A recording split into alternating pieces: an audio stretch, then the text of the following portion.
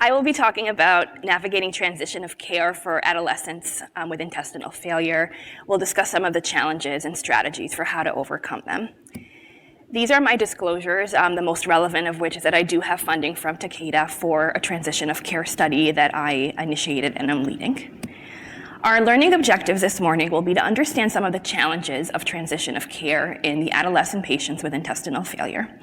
And then, most importantly, to develop a comprehensive patient-centered care plan to address some of these challenges. And this really includes a comprehensive plan looking at medical, nutritional, psychosocial, and educational challenges that are encountered during transitions of care in our patients. So to start off with some definitions, what is healthcare transition? What is transfer? What does this all mean? So healthcare transition is a process. It's the change from a pediatric to adult model of healthcare, and it's a gradual multi-step process that begins very early on in adolescence, around age 12, and continues for many years throughout young adulthood. And the goal, when the AAP kind of defines all of this, is to transfer care between the ages of 18 and 21, and that's not really realistic for our population, and we'll go into why that is. But again, this is a comprehensive process that addresses the medical, nutritional, psychosocial, and educational needs of adolescents and young adults. And it includes multiple stages, including the initial planning, the gradual shift in responsibility from the parent and healthcare provider to the adolescent and young adult, and then the actual transfer from pediatric to adult care, but it doesn't end there. It continues after that to making sure that the transition and transfer process were successful and making sure that we're providing support throughout this whole process. Transfer of care is a single point in time where the responsibility for providing care changes from a pediatric to an adult provider. And the goal of all of this is to really optimize health and assist our adolescents and young adults in reaching their full potential, ensuring continuity of care and avoiding any preventable complications. And who is responsible for this process? So pediatric providers have to start this process early on, but then adult and pediatric providers have to work together to make sure this process is successful. Why do we need this in this population? So I always say this is a really good problem for us to have. As you heard in Dr. Koren's talk, we've come a really long way. So we're not seeing these children die from liver disease the way we were in the NICU. We've made so much progress that they're now surviving into adolescence, young adulthood. And that means that we need to eventually transfer care from pediatric to adult providers, because as pediatric providers, we're not able to care for them. And a lot of those constraints actually come from some of our institutions that put age cutoffs that are quite arbitrary, whether it's 22, 24, 26, saying, okay, once you hit that age, you can't come to our hospital anymore. And that is a real problem for children with congenital or pediatric onset disease, because we still need to follow them, and our adult counterparts sometimes are not equipped with the tools and the multidisciplinary teams to properly care for these patients. We know that the period of transition in general is a very difficult one that's associated with morbidity and mortality, and in our patient population that also has this chronic, daily disease that they struggle with, that is all further compounded. What we know from studies on healthcare transition and other gastrointestinal conditions, such as inflammatory bowel disease or liver transplantation, is that there are increased complications, such as rejection of liver organs, flares of Crohn's disease, and there's a huge psychosocial impairment during the time of transition. And we don't have a lot of data in our population of short bowel syndrome and intestinal failure, but I'll go through some of the data that we do have. So what are the challenges? And there's a lot, and I can talk about this just for a whole hour, but I will not. I'll spare you that. We'll kind of go through it quickly. We don't have a lot of data, but there is a study from the UK published in 2016 that looked at transition of young adults on home PN to adult services, and they surveyed 12 adults in 18 pediatric centers. They identified 14 young adults that had already transitioned and 43 that were currently in the transition process.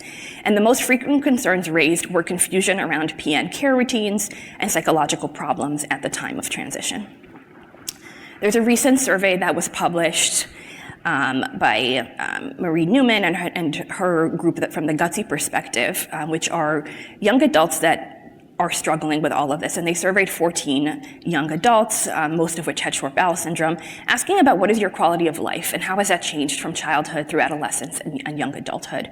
And you can see in this graph, in this figure that they put together, 21% of adolescents noted challenges with relationships with peers. And this is something that we see in a lot of our adolescents. And here's just a quote kind of saying, getting bullied during those years for having a stoma. We see this so often in our adolescent patients, and it really causes a lot of harm when your peers are judging you. And again, adolescence, I mean, it sucks for everybody, right? Nobody wants to go back there. It's an awful time, and like, we're all happy that we survived it. But having a chronic illness, and sometimes one that might be invisible, and it's an invisible disability, your peers might not understand why you can't eat with them in the same way and why you can't socialize in the same way. It's very difficult. And as they transitioned to adulthood, they did say, their peers kind of grew up, right? People kind of get it. Everybody has like some kind of difficulty that they deal with. But they did also note that there is a lot of impact on quality of life and well-being, specifically having a feeding tube or a stoma, having a central line. Poor sleep is noted a lot in adult patients, especially on home PN. Fatigue, pain or discomfort, issues surrounding going to the bathroom, trauma associated with medical procedures, and just worrying in general. And this is a quote from the study. So I was satisfied with my pediatric gastroenterologist. However, there are a lot of adult general practitioners and gastroenterologists who have never met an adult patient with SBS or know how to treat SBS. And this is really what we're up against. In our institution at Columbia, we have been doing a study on transition of care, which we call the GUTSI program, which stands for Gaining Understanding of Transition in Short Bowel Syndrome Among Youth. We've enrolled 22 patients, ages 12 to 25 years, and we surveyed them asking, what are some of the barriers to healthcare transition for you? And these are the themes that we identify. So struggling with independence and self-management, and some quotes here from my patients. So some things that will make it hard for me is doing everything on my own, since mom always did everything for me since I was born. Reluctance to leave pediatric providers, so the kind of fear of trusting somebody new, having to tell your story from day one to somebody new. Emotional well-being and coping, so how to deal with stress and sudden feelings of anger. And knowledge and education gaps, so having to learn really about how to become an adult in general and how to manage your condition. And when we talk about the challenges, we can kind of look at all of the stakeholders involved. So we have our adolescents, young adults, parents of our adolescents and young adults or caregivers, the pediatric providers, adult providers, and the system. So I'll go through some of these in more detail. So this is from a review paper that we published in 2023 in JPEN, but some of the challenges in general for adolescents and young adults are feeling not adequately prepared for the transition, not having enough knowledge or understanding of their disease.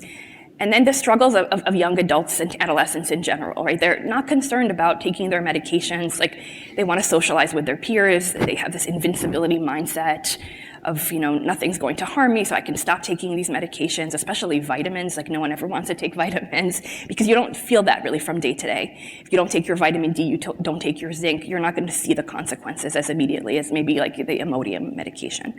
We have a lot of neurodevelopmental challenges in our patient population, especially with a lot of our patients with pediatric onset short bowel syndrome, having necrotizing enterocolitis, prematurity, it makes it much more difficult, and a lot of mental health concerns too. Some of the challenges from our parents are struggling to relinquish control of the child's care. The adult system is very different than the pediatric one. In pediatrics, our parents are part of the team. We talk to them. Even when the children kind of go over 18, they're still involved in the care. The adult side is very different. So they're in the inpatient side, their visiting hours are different.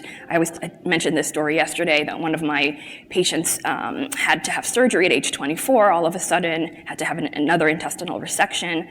And because he was 24, the hospital pediatric surgery team said, okay, call the adult team, even though he's still followed by me and my team. He needs to go to the adult side for surgery. He gets operated on, comes out at 2 a.m. Mom is in the lobby, they wouldn't let her in to go see him. And why is that? Because visiting hours are over on the adult side. And just they have these policies, and I begged them to like let the mom in, and they said, no, these are our policies. It's just a very different approach, and very different than how we do things in pediatrics. So I definitely understand kind of the fears of parents from that. Perceiving their children as more fragile than other children, fear that adult clinicians, again, will leave them out and not value their expertise. And as providers, we also have a lot of fears and challenges. So it's hard for me as a pediatric provider to relinquish control.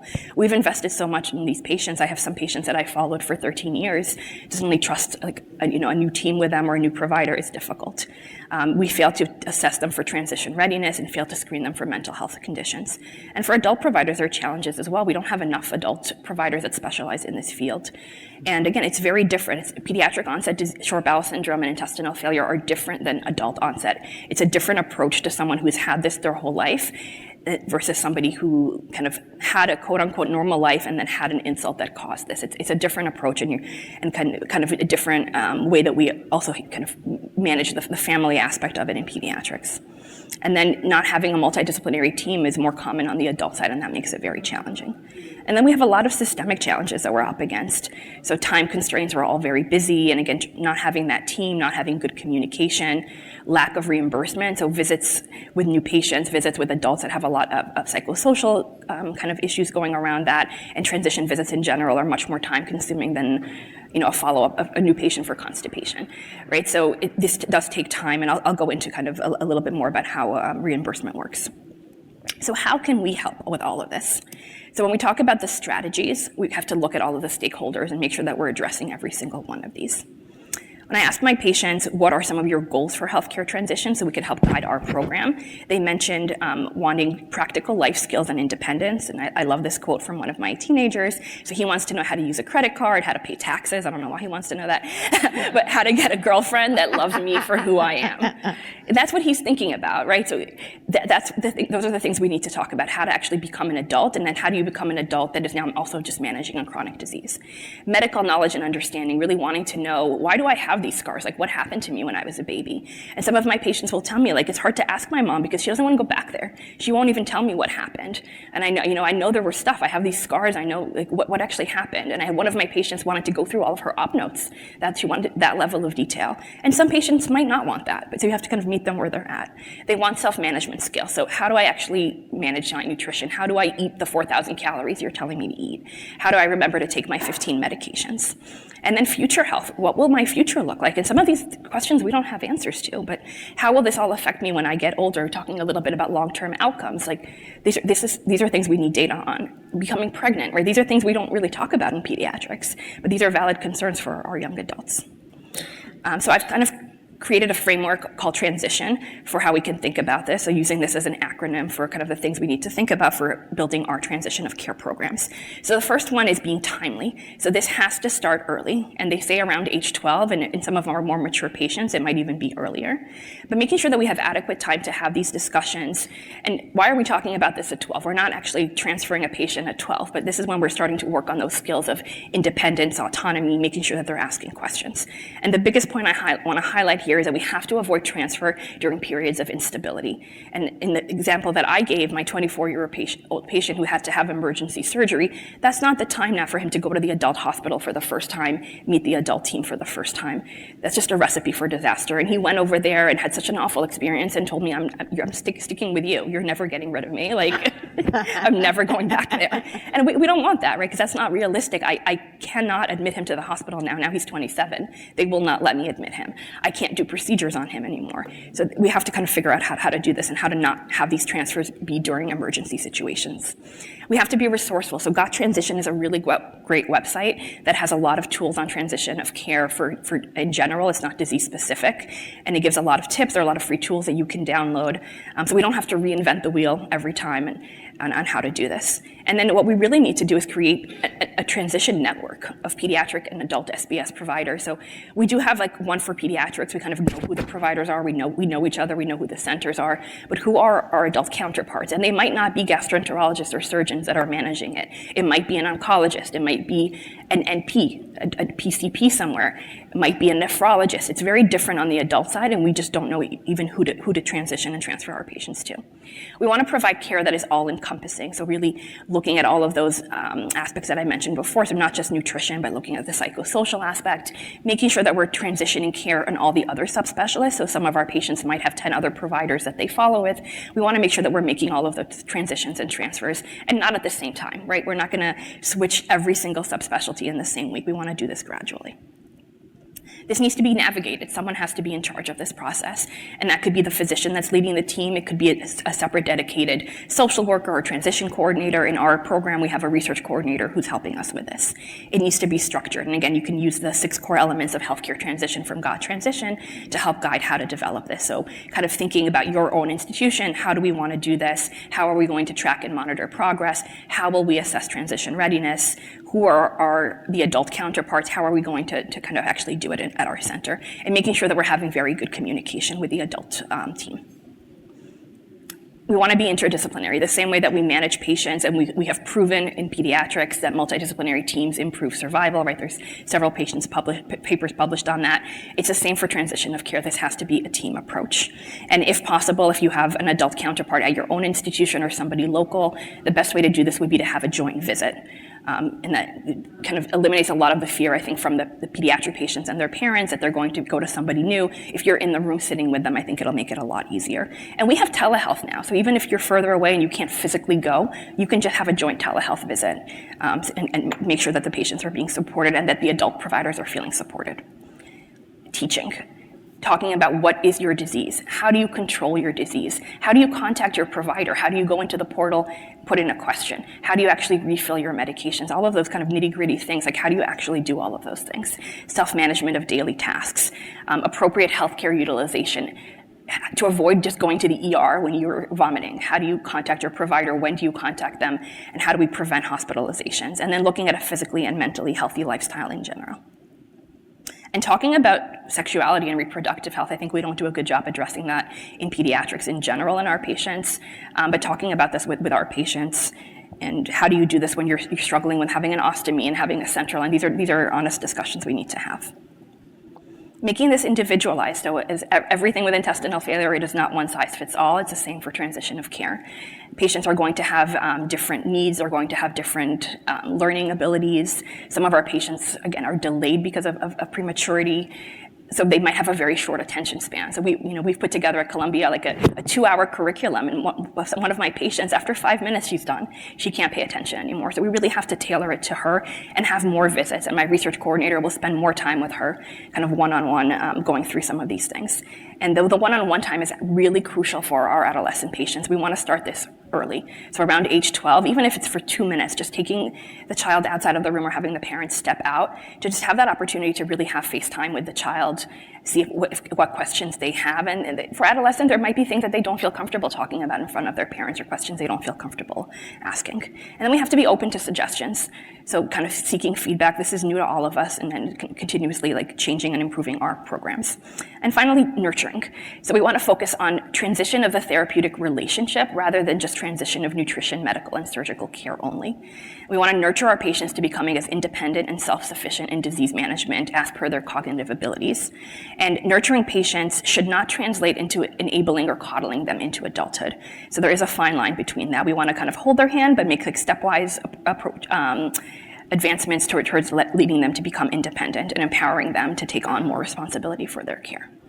When we talk about transition, we can think about it as kind of 3 different phases in age. So the first one really starts early, 10 to 12 years.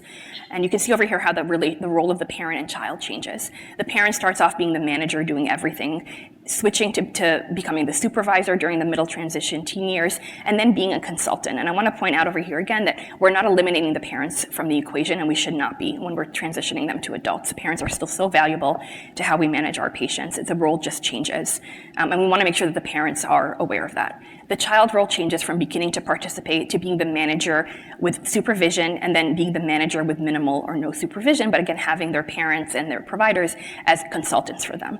And there's some strategies here on how we can do all of this. So early on, just talking about the condition, seeing what questions they have, and then working on slowly letting them do something. So whether it's preparing their medication pill boxes, helping with some of the steps in TPN, to starting to do the TPN themselves, starting to do the enteral nutrition themselves. And again, we have to have these discussions because our adolescents will do this. I've had a few parents kind of just as a by the way tell me, oh, my kid started doing the PN by themselves last month.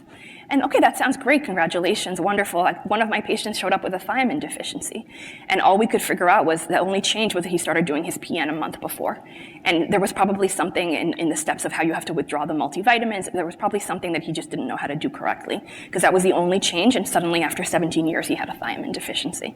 That's the only thing that we could find. So again, making sure that we're having these discussions, and if our patients are at the point where they want to do things independently, making sure that we're providing them with appropriate teaching so that they can do it safely. This is a QR code you can scan for the paper that I wrote on JPEN last year on optimizing transition from pediatric to adult care. And in conclusion, so healthcare transition is a gradual and active process that starts early on, and the earlier we started, the more successful we will be. Our goal is really to provide uninterrupted, high-quality care across the lifespan. We invest so much in our pediatric onset intestinal failure patients, and we want to see them not just survive, but thrive into adulthood. We know that adolescents with a chronic disease have to cope with a disease that affects many aspects of their daily lives and puts them at risk for lifelong complications and loss to follow-up. So we really have to have these structured and multidisciplinary healthcare programs to improve the transition of care process. And this does take a lot of work, I will be honest. It's resource intensive, it's laborious, it's convincing the hospital to kind of bend rules a little bit. What we do now on the adult side, we're trying to build our adult program right now, and finally actually making steps where I have partners with an adult gastroenterologist, an adult internal medicine doctor who does nutrition support. But this does take work. And I had a patient that was admitted recently as a 27-year-old to restart PN on the adult side.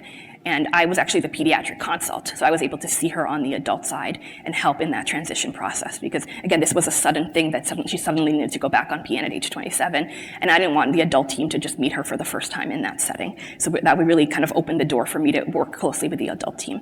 Again, this is necessary. We owe our patients to give them a good transition process. And this is extremely rewarding, right? We've watched these kids grow up to become, I think of them as like our little seeds that we gave them fertilizer, we gave them water, and they've bloomed into these gorgeous flowers, and we want to see them survive, right?